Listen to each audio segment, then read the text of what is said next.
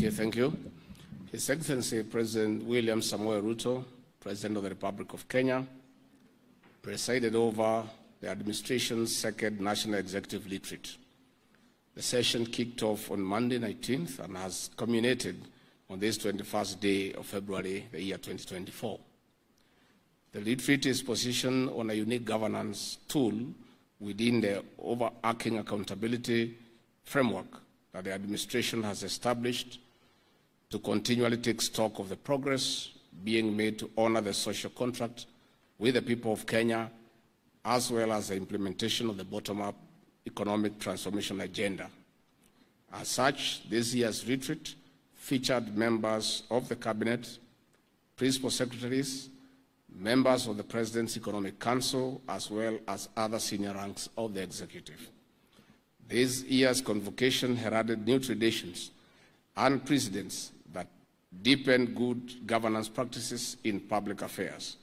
One important aspect of this was the participation for the first time of the Council of Governors in this forum, which is testimony of the administration's respect for the crucial role played by devolution in delivering a better Kenya for all.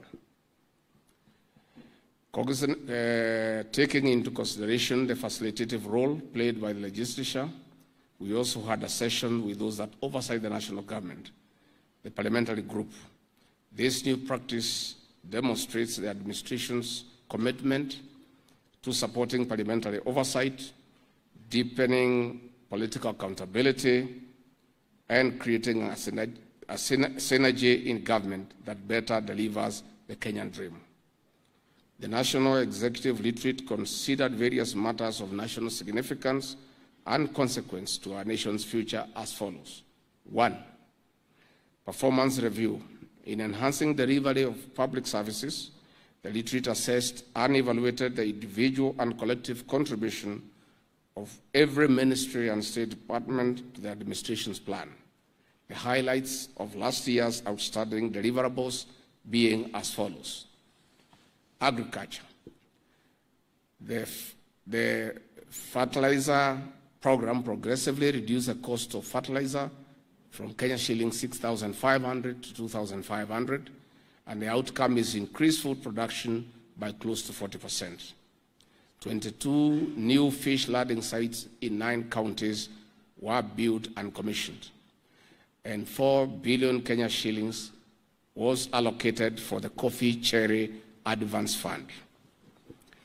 In matters economy and foreign direct investments, Kenya ranked as the 29th fastest growing economy globally by the World Bank, recording a GDP growth of 5.4%. Inflation eased to 6.8%, down from a high of 9.2% in the year 2022.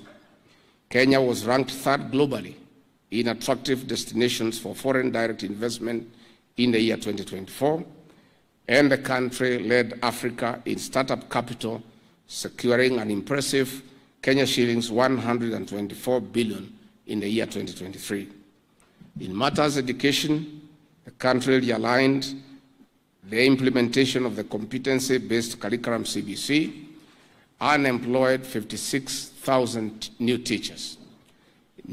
We were able to have a new university funding model as well as new TVET funding model.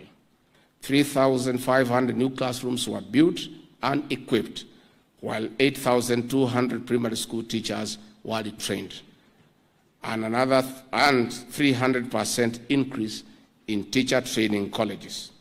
In matters health, we were able to enact the universal health coverage laws, and 100,000 health personnel enrolled in a partnership between the national and county governments, while another 20,000 new health care workers were employed. Another 8,409 healthcare workers were deployed, while another 3,394 interns were enrolled in the health sector.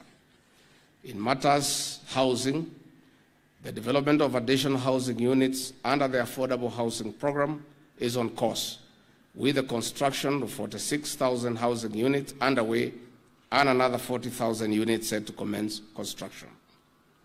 746,000 housing units are in the pipeline at various stages of delivery under the following categories, that is social housing, affordable housing, and market rate housing. Again, we are able to secure 120,000 new jobs through the affordable housing program. In matters financial inclusion, Kenya shillings 42 billion under the Hustler Fund was successfully disbursed. The national savings through the new NSSF contribution model has increased contributions from 1.5 billion shillings monthly to 6.5 billion again monthly.